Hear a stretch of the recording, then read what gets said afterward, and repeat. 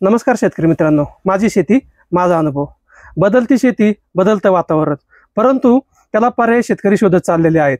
आणि जर पर्याय शोधले तर निश्चित स्वरूपात आपल्याला चांगल्या प्रकारची शेती करता येणार आहे. अनेकदा काय होतं, फळबागांमध्ये आता ह्या पेरूला बाजार नाहीत, सीताफळाला बाजार नाहीत, परंतु शेतकऱ्यांनी एकाच शेतीच्या मागे न लागता आपण वेगवेगळ्या प्रकारची शेती केली पाहिजे. आणि अशाच शेतकऱ्यांना भेटण्यासाठी आता आपण भाळवणी या ठिकाणी आलेलो आहेत की त्यांची खूप चांगली शेती आहेत, खूप पूर्वसमीचा असा अनुभव आहे आणि अनुभवातून शेती ही खूप चांगल्या पद्धतीने होत असते. पुस्तकी ज्ञान हे आपल्याला कदाचित जागा देऊ शकते, परंतु अनुभव आपला शेतीतून खूप मोठ्या प्रमाणात आपल्याला पुढे घेऊन जाऊ शकतो. अशा शेतकऱ्यांना भेटण्यासाठी आपण भाळवणी या ठिकाणी आलो आहोत. आपण त्या शेतकऱ्यांची प्रथम ओळख करून घेऊ. सर, आपलं नाव सांगा. नमस्कार. नमस्कार. मी संतोष कुरकुटे. आपली माळकुप येथे शेती आहे, प्लस आपली व्हिजन ॲग्रीटेक नावाने नर्सरी पण आहे, ज्यामध्ये आपण भाजीपालाची सगळ्या प्रकारची रोपं तयार करतो आणि शेतीला जोड व्यवसाय म्हणून नर्सरी चालू केली आहे. आणि आता आपल्या शेतामध्ये एक साधारण 8,000 रोपं आहेत, जी 7.5 एकरवर आपण लावलेली आहेत. ते आपण गेल्या वर्षी 26 जानेवारीला लागवड केलेली आहे. आज या परिस्थितीमध्ये आहेत, काही घड लागलेली आहेत. जवळपास एक 90-95% सेटिंग झालेली आहे, अशा प्रकारे घड आहेत.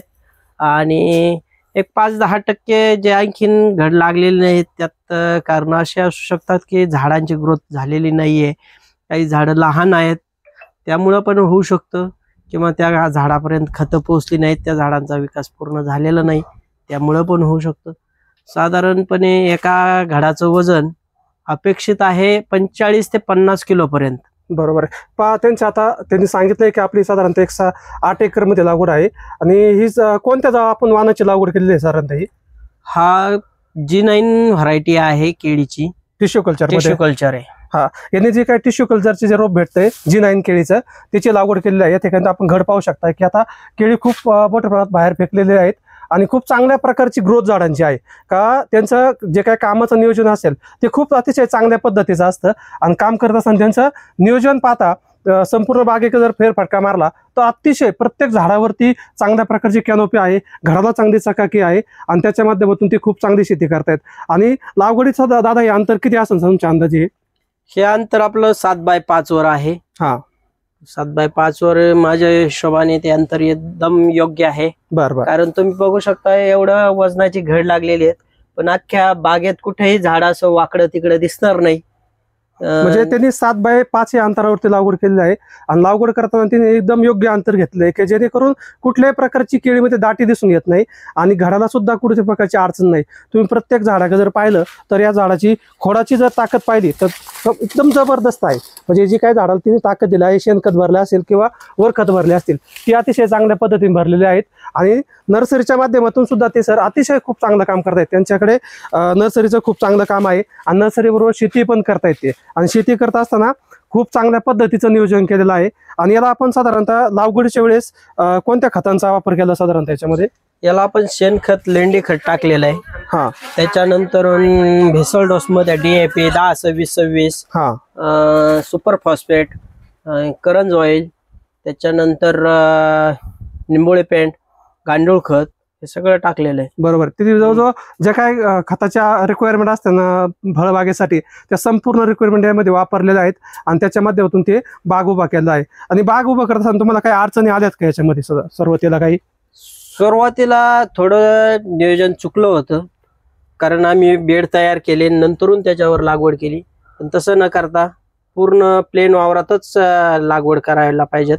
नंतरून ही अशी बेडला माती लावली पाहिजेत, कारण ही जी झाडं आहेत ही आता आपली जमीन लेवलच असतील. त्यावेळेस आपण बेडला नंतर माती लावू त्यावेळेस साधारण एवढी अशी खोल जात आहे ती. बरोबर. म्हणजे या समस्या पण लक्षात घेणं गरजेचं आहे.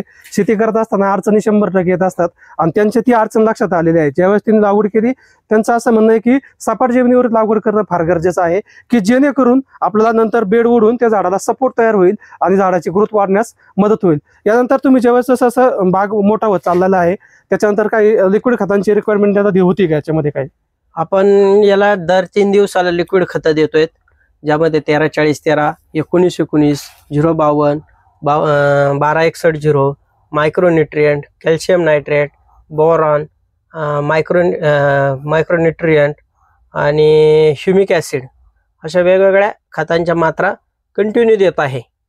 बरोबर आहे. आता हे जे काय खताचं नियोजन आहे ते त्यांनी सांगितलेलं आहे. बागाची कंडिशन पण चांगलं आहे. आणि तुम्हाला काय वाटतं एका झाडावरती जे काय आता माल लागतोय हे पूर्ण घड आहे हा किती किलो पर्यंत भरू शकतो पूर्ण त्याचा क्षमतेने तयार झाल्यानंतर? हा साधारण 45 ते 50 किलो पर्यंत जाईल असा एक अंदाज आहे. हा हा हा. म्हणजे जे काय प्रत्येक झाडावरती पाहतोय आपण संपूर्ण बागेत जर फेरफटका मारला तर आपल्या लक्षात येते की प्रत्येक घड तितक्याच जोमाने बाहेर पडलेला आहे. आणि बाहेर पडल्यानंतर त्या झाडाची जी काही वरची कॅनोपी असेल ती तर खूप छान आहेच, पण झाडाची जे काही वजन होणार आहे नंतर हा एक झाड तुम्हाला कमीत कमी 40 ते 50 किलो पर्यंत एका झाडापासून उत्पन्न निघणार आहे. आणि खूप चांगल्या पद्धतीचं नियोजन या ठिकाणी केलेलं आहे. आणि येणारे बाजारपेठ सुद्धा खूप चांगली आहे. आताच्या कंडिशनमध्ये केळीचे बाजार पण चांगले आहेत. बाजारामध्ये निश्चितपणे चढ उतार होतील, परंतु मालाची गुणवत्ता पाहिजे असेल तर निश्चित स्वरूपाने यांनी खूप चांगल्या पद्धतीने गुणवत्ता टिकून ठेवली आहे.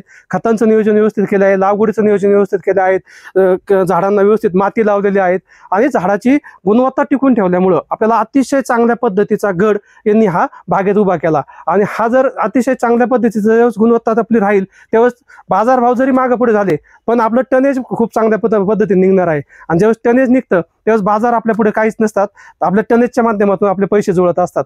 आणि त्यांची 1 नाही 2 नाही अतिशय 8 एकरमध्ये ह्याच पद्धतीने संपूर्ण शेती उभी केली. आणि परिसरातील म्हणजे भाळवणी नाही तर पारनेर तालुक्यातील अतिशय आदर्श शेतकरी आहेत. नर्सरीच्या माध्यमातून असेल, शेतीच्या माध्यमातून असेल, आपलं नाव पंचकृषीमध्ये केलं आणि त्याच्या माध्यमातून ही शेती उभी केलेली आहे. खूप चांगलं वाटलं आज संतोष शेट्टी यांना भेटून. आणि अतिशय चांगल्या पद्धतीने त्यांनी केळी शेती उभारली आहे. म्हणून आपण या ठिकाणी आज केळी शेतीला भेट दिली आणि त्या माध्यमातून आपल्याला त्यांनी अतिशय चांगली माहिती दिली. त्यामध्ये मी खूप आभारी आहे. धन्यवाद. धन्यवाद.